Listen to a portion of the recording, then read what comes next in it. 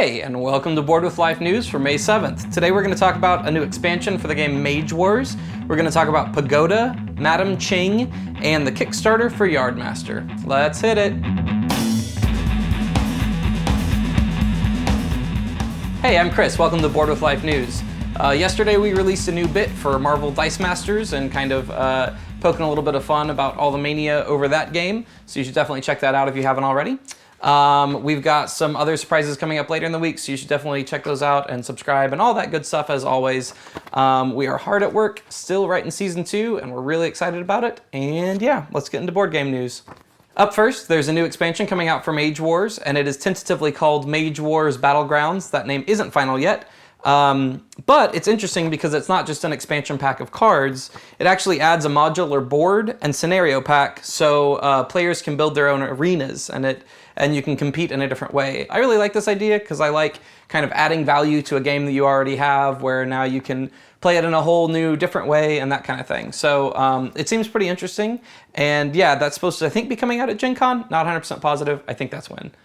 Moving on, Eric Martin over at the BGG News blog did a really good preview for the game Pagoda that's going to be released domestically from AEG. Pagoda is an interesting hand management game for 2 players.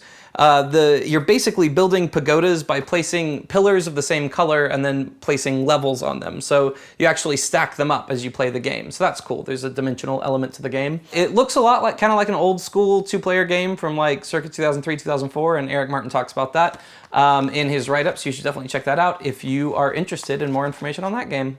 Up next is Madam Ching. Madam Ching is a hand management and set collection game for 2 to 4 players, and the game has you manning pirate ships and moving them around a board. Its art is by Vincent Duriat, and he's done Augustus and one of my favorite games from last year, Lewis and Clark. And he might be my favorite artist currently working in board games today. He always has these really vivid colors, a lot of turquoises and stuff like that. He does like the correct level of detail. It's not too detailed for the board game, but also like not too gestural. So it looks gorgeous. It's probably going to be a game that I'm definitely going to pick up. It's getting some good buzz around it, so definitely look forward to that in the future. This week's Kickstarter is for Yardmaster. Yardmaster is another hand management set collection game for 2 to 4 players. It actually won the Ion Award for the best light game last year, and we've actually gotten a preview copy of it. Crash Games sent us one over, and we really enjoyed it. It's a light game, but still has some strategic depth.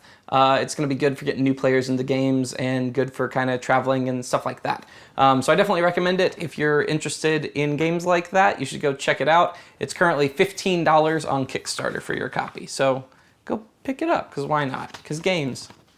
All right, that was the news for this week. Sorry, it was a pretty light news week. Not many big announcements coming out this week, but that's what I dug it up like I always do. Make sure to subscribe to our channel. As I said, we have new content coming out this week, and we always have content every single week. And then like us on Facebook and follow us on Twitter and all that good stuff, because we like talking to everybody in the community. All right, and every week I answer a question, so if you have a question, you should submit yours down below. This week's question comes from @BeardGamer, BeardGamer, via Twitter, and they ask, what's your favorite thematic game to add role-playing to? We actually add role-playing to almost every game we play, no matter kind of how light the theme or anything like that. We tend to create character names, we tend to create stories about the characters and stuff like that. We do it, actually Donald's the best at Robo Rally because he plays in the character of his robot that is out of control, and always really funny. We always do it with Formula D where we kind of make up these different characters. Donald's usually a kind of redneck guy that likes to blast AC/DC from his car and throw PBR cans out the window as he passes people. Things like that. It's just something our group does. It makes games more fun and funnier. So we always do it. We actually filmed a Let's Play video recently that I think we're going to release this week for the game Scalawag, which is a pirate-themed bluffing game. And you'll get to see us doing a little bit of the role-playing with our different pirate names and different kind of character traits that our pirates possess. So that's definitely something to look forward to coming out this week. Thanks for tuning in, and I will see you next week.